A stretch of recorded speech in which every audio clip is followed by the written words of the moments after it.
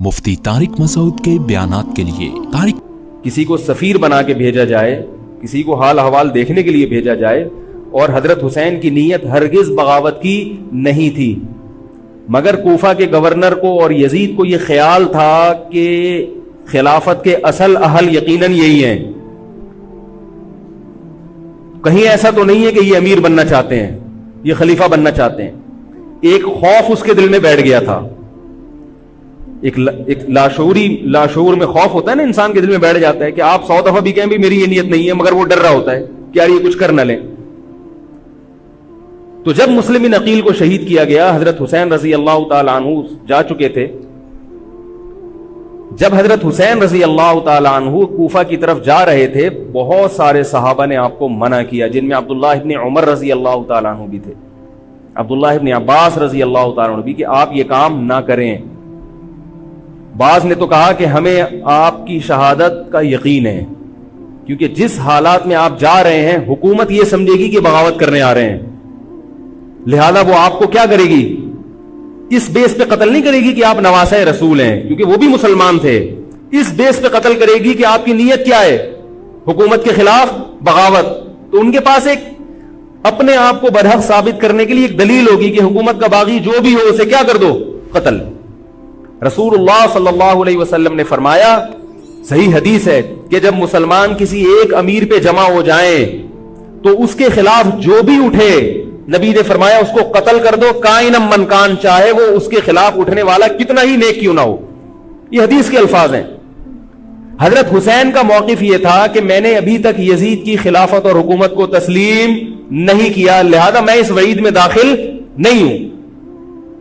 اب ہوا یہ ہے کہ حضرت حسین رضی اللہ تعالی عنہ جب گئے ہیں اور کربلا کے مقام پہ پہنچے ہیں، تو وہاں آپ رضی اللہ تعالی عنہ کو مسلم بن عقیل کی شہادت کا بھی پتہ چلا، اور اندازہ ہوا، میں بہت شارٹ کر کے سنا رہا ہوں، اندازہ ہوا کہ حالات ایسے نہیں ہیں جیسے میں سمجھ رہا تھا۔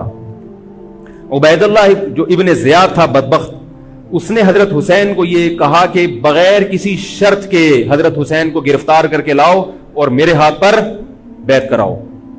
یہ رسول اللہ صلی اللہ علیہ وسلم کے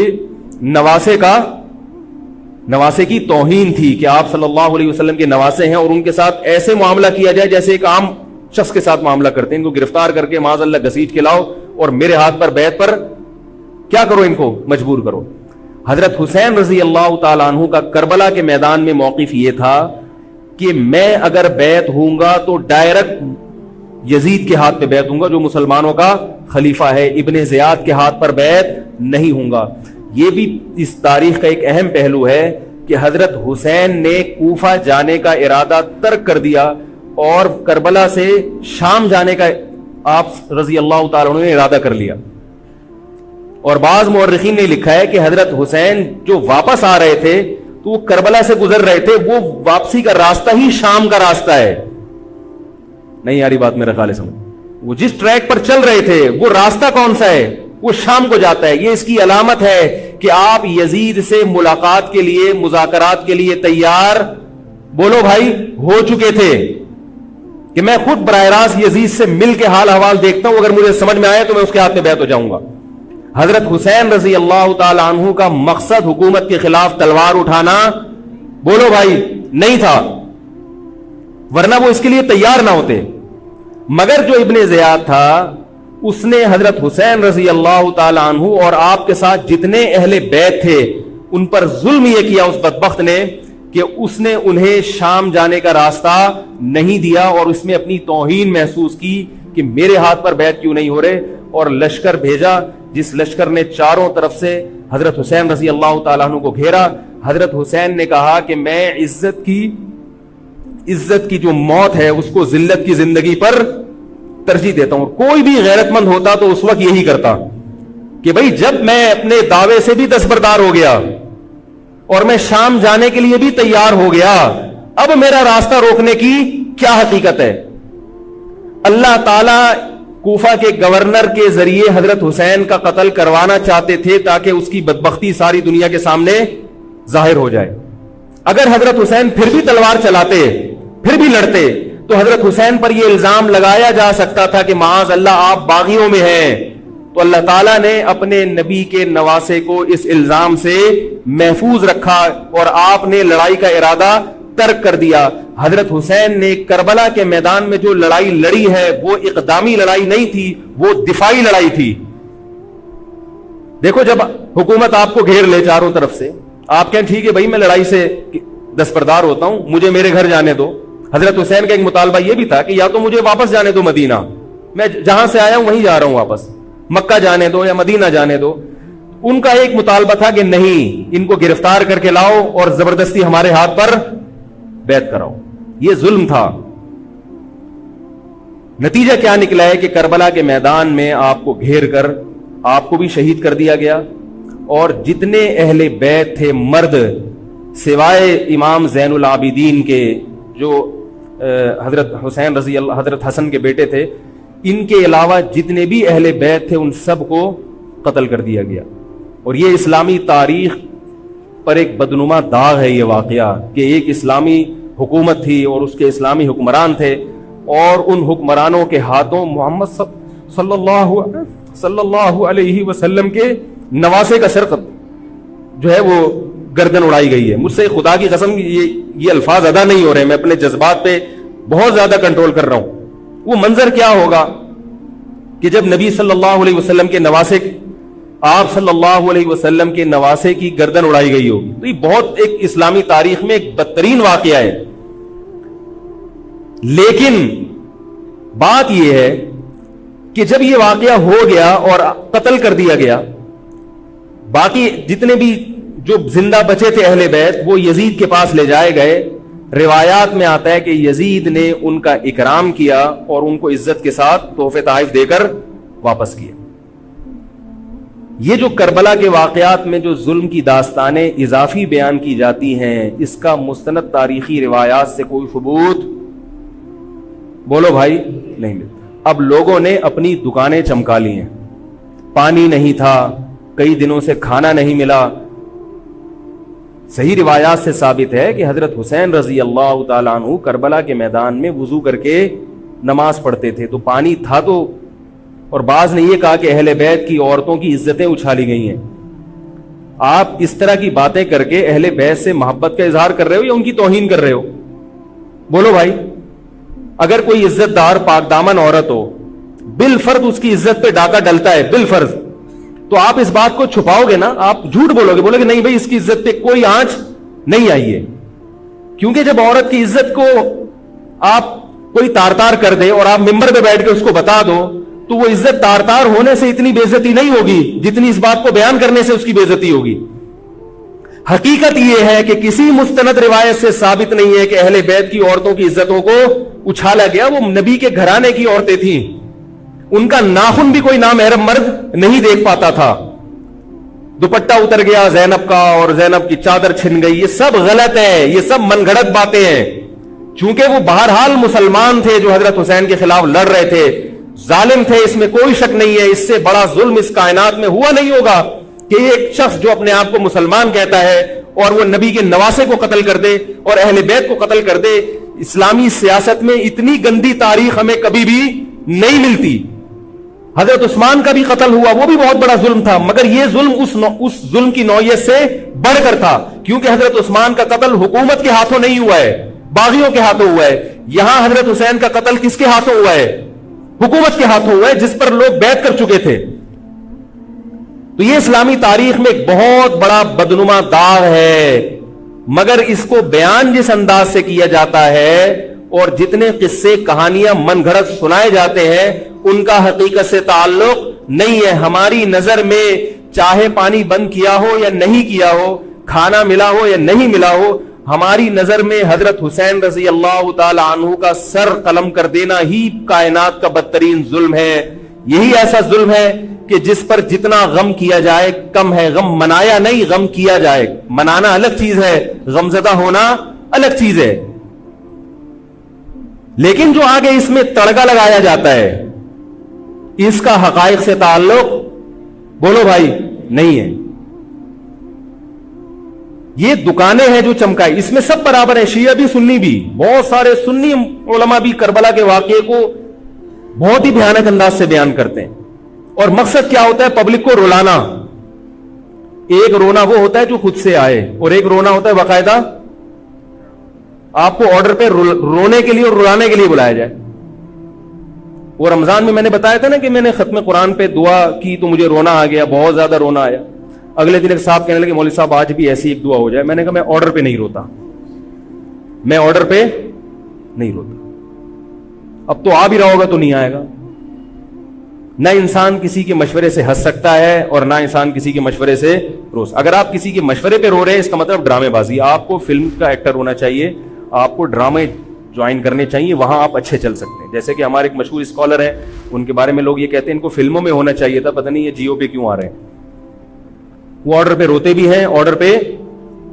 اب چونکہ یوٹیوب کا دور ہے, میں پہلے جو کربلا کے واقعات جو لوگ بیان کرتے ہیں ان کی تقریریں نہیں سنتا تھا.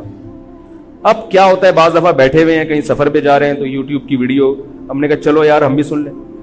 ایسی چہک چہک کے منہ بنا بنا کے گھما گھما کے تقریریں ہوتی ہیں, لگتا ہے کہ یہ باقاعدہ ایک ڈرامہ ہے, اداکار ہے, فنکار ہے جس کو ڈرامے بازی کے لیے یہاں. یہ حضرت حسین کی شہادت کو کیش کرا رہے ہیں. یہ حضرت حسین سے محبت کرنے والے نہیں ہیں, یہ ان کی شہادت کو دیکھو. اس کی مثال ایسے جیسے کوئی محلے میں مر گیا, کسی سیٹھ کا بیٹا مرا, اب آپ کو سیٹھ سے قرضہ چاہیے تو سب سے زیادہ آپ روگے نا, تاکہ سیٹھ صاحب سمجھیں کہ محبت سب سے زیادہ کس کو ہے؟ آپ کو. تو آپ اس کی بیٹے کی موت کو کیا کرا رہے ہو؟ کیش کرا رہے ہو. بعض لوگ کسی کی شہادت کو کیش کراتے ہیں, کسی پہ ظلم کو کیش کراتے ہیں. تو میں پھر عرض کروں کہ بہت بدترین واقعہ ہے. حضرت حسین رضی اللہ تعالیٰ عنہ کا سر لے جایا گیا یزید کے پاس. یزید بدبخت نے چھڑی سے آپ کے ہونٹوں کو چھوا. وہاں صحابی رسول نے فرمایا کہ ایسا مت کرو. فرمایا اللہ کی قسم میں نے ان ہونٹوں پہ بارہا محمد صلی اللہ علیہ وسلم کے ہونٹ رکھے ہوئے دیکھا ہے. بارہا میں نے دیکھا ہے کہ محمد صلی اللہ علیہ وسلم نے ان ہونٹوں کا بوسہ لیا ہے. بارہا میں نے دیکھا ہے. ان صحابی کے دل پہ کیا گزر رہی ہوگی جو حضرت حسین کے ساتھ یہ حرکت دیکھ رہے ہوں گے, جبکہ اسی حسین کو انہوں نے بارہا نبی کی گود میں بھی دیکھا اور بارہا نبی کے ہونٹوں کو بھی ان ہونٹوں سے مس ہوتے ہوئے دیکھا. تو جب یہ سر ان کے سامنے رکھا ہوگا اور اس کے ساتھ یہ حرکت ہو رہی ہوگی, ان صحابی کے جذبات کیا ہوں گے. مگر اس کے باوجود جو بتانے کی بات ہے, جو میں بتانا چاہتا ہوں, انہوں نے یزید کے خلاف بغاوت نہیں کی کہ جس یزید نے حضرت حسین کا یہ حشر کر دیا ہو, اگر اس کے خلاف بغاوت ہوگی تو باقی مسلمانوں کا کیا حشر کرے گا. اس میں صبر کی تلقین بھی صحابہ نے بتائی ہے کہ حاکم کے مظالم کو برداشت کیا جائے, زبان سے اس کو ہائی لائٹ کیا جائے کہ غلط ہو رہا ہے, تلوار نہ اٹھائی جائے. بات نہیں آ رہی میرے خیال ہے سمجھ میں, کیونکہ آج ایک واقعہ ہوا ہے ورنہ کربلا جیسے درجنوں اور واقعات ہو جائیں گے. تو صحابہ کرام کی سیرت میں ہمیں ہر طرح کے اسباق ملتے ہیں. تو میں یہ عرض کر رہا تھا کہ یہ ہے وہ کربلا کا واقعہ جس کا میں نے آپ کو خلاصہ بیان کیا. اس کے بعد کیا ہوا ہے کہ یہ جو بنو امیہ کی حکومت تھی, اس کی وہ ویلیو صحابہ کرام کے دل میں نہ رہی جو پہلے کسی حد تک برقرار تھی. یہ بہت ایک حکومت کے خلاف لوگوں کے دل میں بغض پیدا ہو گیا اور بالآخر بغاوتیں شروع ہوئیں. لیکن جمہور صحابہ کا موقف پھر بھی یہی تھا کہ حکومت کے خلاف بغاوت جائز, بولو بھائی, نہیں. اور اسی طرح کے ظالم لوگ آتے رہے اور انہی کی اولادوں میں بنو امیہ میں اللہ نے پھر عمر ابن عبدالعزیز کو پیدا کیا. عمر ابن عبدالعزیز بھی انہی ظالم لوگوں کی اولاد تھے, مگر اسلام چونکہ قیامت تک رہنے کے لیے آیا ہے تو اللہ کو اپنا دین محبوب ہے, اللہ غیب سے انتظام کرتے ہیں. عمر ابن عبدالعزیز جیسے ہی حکومت میں آئے ہیں, خلیفہ بنے ہیں, آپ رضی اللہ تعالی عنہ نے وہ بنو امیہ کی جو جاہلانہ چیزیں تھیں ان سب کو ختم کر دیا. حکومتی ملکیت کو جو ذاتی خزانہ لوگ سمجھنا شروع کر دیا تھا اس کو ختم کیا. عمر بن عبدالعزیز کی ایک تاریخ ہے, ان کو 5واں خلیفہ راشد کہا جاتا ہے. علم حدیث کو مرتب کیا گیا, فقہ کو مرتب کیا گیا, حدیث کا علم ضائع ہو رہا تھا.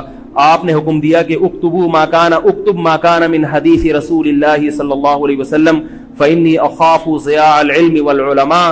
فرمایا مجھے علم اور علماء کے ضائع ہونے کا خطرہ ہے. محمد صلی اللہ علیہ وسلم کی حدیثوں کو ریٹن فارم میں لایا جائے. تو باقاعدہ پھر حدیث کو باقاعدہ جمع کیا گیا کتابوں کی شکل میں, اور آج ہمارے پاس وہ حدیث محفوظ ہیں. فقہائے کرام کا دور آیا تو اللہ تعالیٰ نے حضرت عمر بن عبدالعزیز کے دور میں امت کو الحمدللہ دوبارہ جمع کر دیا. عمر بن عبدالعزیز کے بعد پھر بغاوتیں ہوئیں, بالآخر بنو امیہ کی حکومت کا خاتمہ ہوا, بنو عباس کی حکومت آئی. مگر بنو عباس کی حکومت آنے سے بنو امیہ کی حکومت مکمل ختم نہیں ہوئی. وہی ہوا کہ آپ نے اچھی نیت سے بغاوت کی مگر اس کا نقصان زیادہ. وہ کیا ہوا؟ بنو امیہ بھاگ گئے, اندلس میں حکومت قائم کر لی, اور ادھر بنو عباس کی. تو یہ تاریخ میں پہلا واقعہ تھا کہ اسلامی خلافت دو حصوں میں ڈیوائیڈ ہو گئی. اس کے بعد آج تک ایک جگہ مسلمان جمع نہیں ہو سکے. کیوں؟ مسلمانوں نے اس حدیث کی مخالفت کی کہ امیر کے خلاف بغاوت بولو بھائی نہیں کرو. اب میں آپ سے ایک بات کہتا ہوں کہ بالآخر ڈیوائیڈ ہوتے ہوتے ہوتے ہوتے آج پتہ نہیں کتنے سارے اسلامی ملک بن گئے. پاکستان میں الگ ہے, سعودی عرب کی پالیسیاں الگ ہیں, دبئی الگ چل رہا ہے, قطر اور سعودیہ کا پھڈا ختم نہیں ہو رہا. 1920 تک تو پھر بھی خلافت عثمانیہ تھی, اگرچہ پوری دنیا پہ نہیں تھی.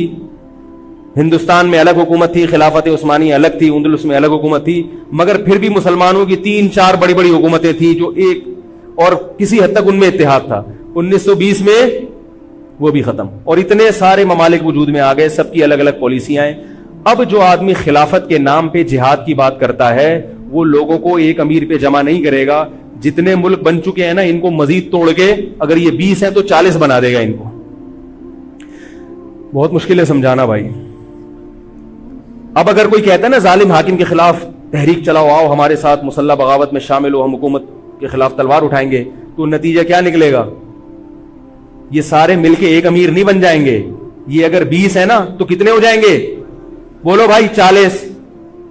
جیسے جو جماعت المسلمین بنی نا کہ 4 فقہ ہیں, حنفی, شافعی, مالکی, ہم نہیں مانتے, تو سب کو ختم کرو, ایک بناؤ. تو اس ایک بننے سے یہ ختم نہیں ہوئے, بلکہ 4 کے بعد کتنے آ گئے؟ 5 ہو گئے. نہیں آ رہی بات میرا خیال؟ آ رہی ہے الحمدللہ.